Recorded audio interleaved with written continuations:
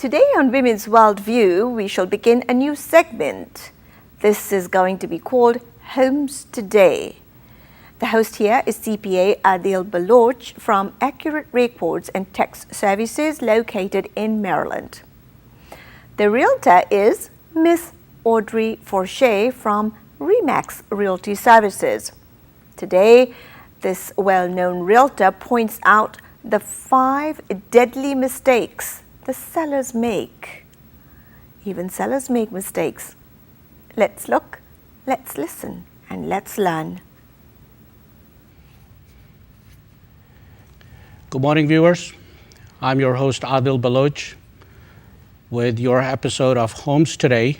With me today this morning is Audrey June Forshey, who was introduced not too long ago. She is the new face on GTV.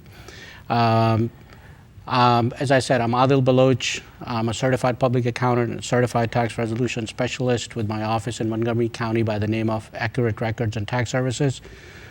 Today, Audrey and I are going to be talking about 5 deadly mistakes that sellers make before they put their house up for sale. I'm pretty sure that Audrey's expertise will be of some value to everyone who's watching this, and hopefully they will remember everything. Audrey, first of all, thank you very much. Thanks for having me. To be on our program. So this, as the subject goes, 5 deadly mistakes sellers make. If you are dealing with a professional, of course, you hopefully will not have to worry about any of these things, but lots of times people, we see signs all the time about home being sold by the owner and those kind of things. So what are the things? What are generally some of the mistakes that people make when they put their houses for sale? Because not necessarily because just because they don't know. What would be some of the things that they should always keep in their mind? Let's take it one step at a time, one thing at a time, and then maybe if you can get into some details so people can walk away with some specific suggestions, maybe things that to avoid and things that they should do and so on and so forth. And why don't we do this? Why don't I just give you questions based on my experience? Okay. That, we've been out together to see houses. Yes. and we had conversations. Some of the times we walked in and we walked right out. Yes. And we saw a few things. My first reaction or my first impression in those cases had always been, okay, this house is not ready for sale. It doesn't look like, maybe the sign up front is not right or something like that.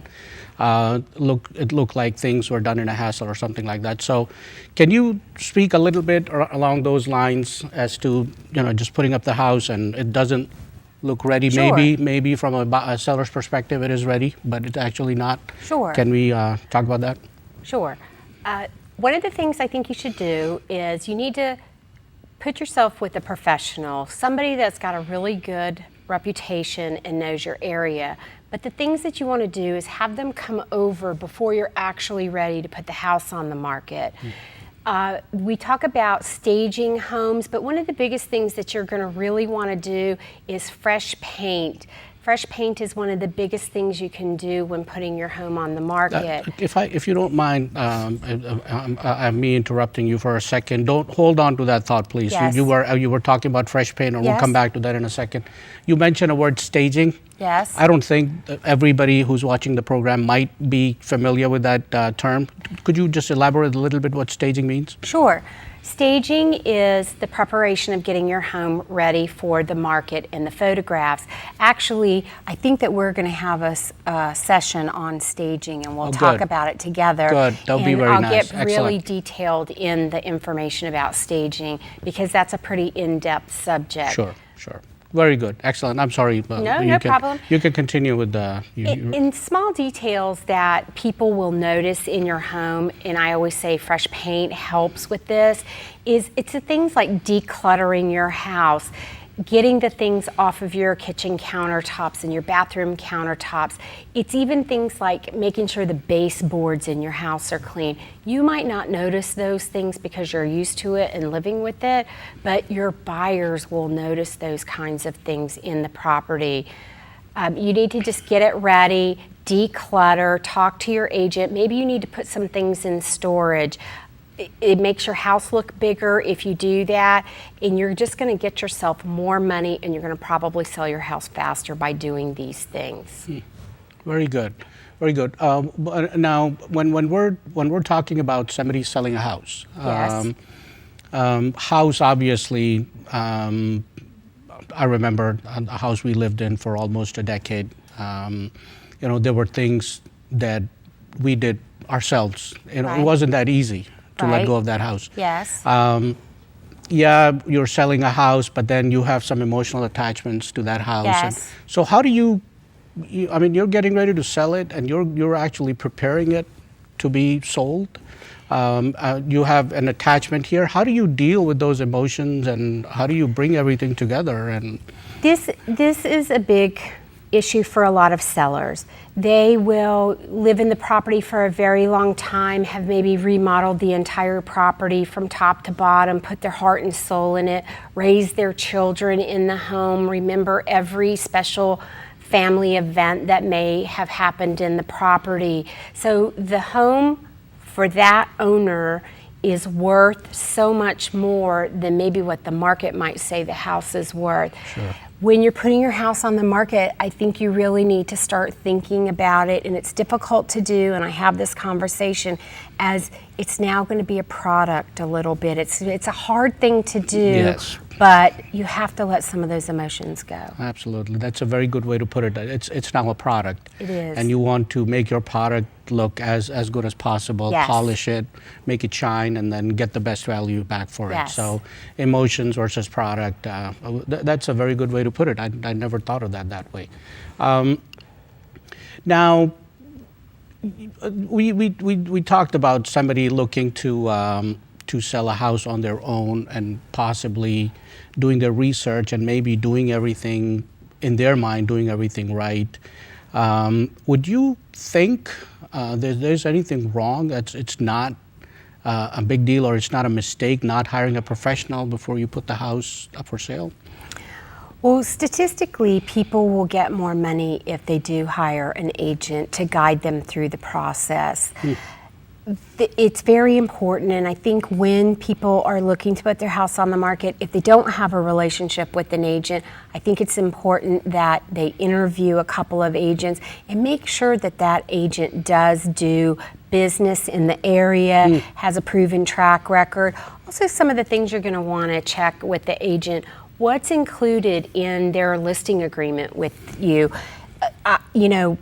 Some agents will offer staging in part of their package, I see. professional virtual tours. I believe that those are very important parts of the listing package. Really, really know who the agent is, and don't just sign up with maybe the quickest person that you met, the cheapest person that you met, because sometimes, unfortunately, some people do get what they pay for, So this could potentially be another deadly mistake. Yes. Not hiring the professional to the extent that you might think you know, but you don't. Right. Just because you do not have somebody on your side who knows what they're doing, and they obviously have the mastery on the subject, and they definitely have more knowledge. So that's actually very good advice. Now, we talked about not having the house prepared.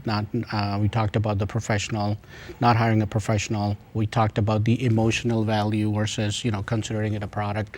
I think the most important part, as far as I'm concerned, when it comes to all of this, from a buyer's perspective, when I start looking for a house, I would have a window, a range. Yes. This is my price range. Yes. How important is that from a seller's perspective? What if I just have to have a certain dollar amount based on how many years of mortgage I've been paying and what I paid to buy the house and how much money I put in the house? How important it is to take all those things into account and come up with an actual price or an appropriate? What would be your take on that? So, one of the most important things you can do when you list your house is price it smartly. The price is the most important piece of the puzzle, that and the location. People are not shopping where they think they're going to make an offer. So a lot of times I'll go see sellers and they say, well, let's price it here because then that gives me some wiggle room to get an offer on the property. Buyers don't do that anymore. Buyers have all the information they need at their fingertips. They look on the internet. They know how long your house has been on the market. They have an assessment through a lot of the websites on the internet, and they know what it's worth. And they will go see the homes based on the value and what their perceived value of the house is. The other thing about the price, and another important factor about the price, is the appraisal. So you're going to have an appraisal. Just because you think your house is worth something and the buyer thinks your house is worth something, the bank might not think so. So the appraisal is very important. That's a third party that's going to come out and protect the bank and their interest in the property, especially people that are doing loans that might be a 3 or a 5% down, or even there's some zero down loans. The appraisal is very important. So you don't want to overprice your property, have an appraisal problem, down the road with your contract. So be very conscious of what you put in terms of the price on your house. Very good. Excellent point. You come up with your own price, not taking into consideration that there might be financing involved, there's going to be appraisal, there's going to be comparative sales in the area. So that definitely, if you don't do your homework, that could be another deadly mistake when it comes to selling a house. Very good. Excellent. We don't have too much time left, but let's see if we can cover. I would consider those housekeeping issues. Yes. We went to see a house a while back, and we had a very aggressive pet in the house. Yes. And the owner was trying to control the pet. And what would be your take on when somebody is coming over to see the house? What is it? It's part of the preparation, obviously. Yes. But what is it that they need to do when people come in and look to take a look at your house? Well, once the house is ready for the market, staging, cleaning, everything's prepped and ready to go, and the house goes on the market, then we need to tell our sellers how the showings are going to happen.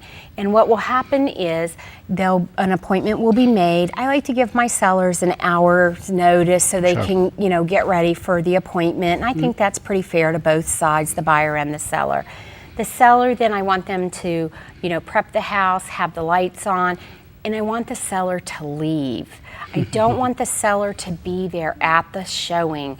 If you're home while the buyers come through the house, all the buyers are going to want to do is leave right away because they're going to feel like they're inconveniencing you. If you're gone, then they can look at the house, they can imagine themselves living there, they can place their furniture in the house, they can do all those sorts of things, and it'll be better for you. The longer they stay, the better for you. They don't need you to tell them where the kitchen is or where the bathrooms are. And actually, I have been showing houses and sellers have been there and they'll say, look at that beautiful wooded backyard because they like it so much, when in fact the buyers wanted grass so their kids could play sports out in the backyard. It's just small things like that the seller might inadvertently say to a buyer that will maybe turn the buyer off to their property.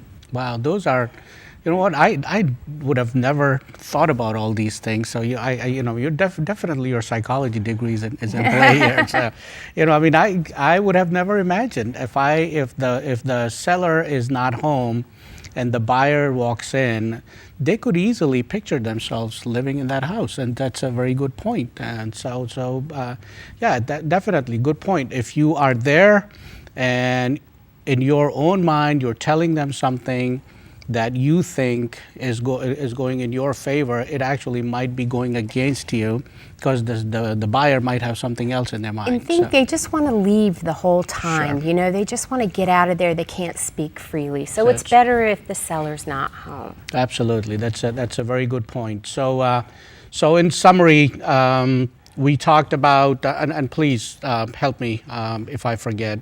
Why don't you summarize it for Okay, us, please? sure. Let's So- go over all the 5 mistakes that we just talked about. Of course. So we want you to have your house in show-ready condition, painted, clean, decluttered. Then we don't want you to let your emotions drive how you list the property, and I need you to think of it as a product. Then the next thing you're going to want to do is make sure that you talk to the appropriate professional to help you through the process. And then you want to price it smartly. And then the last thing you want to do is you want to leave when you're having a showing coming to your house once the house is on the market. Well, thank you very much, viewers. I know this was extremely educating for me. I learned quite a bit of stuff today. I hope you learned as much as I did. Audrey, thank you very much. Yes. I know this is your first real live program on GTV. Yes. And I think I am really excited for future programs because you are definitely going to add a lot of value for our viewers. Thank you very much, and we will see you next week. Okay.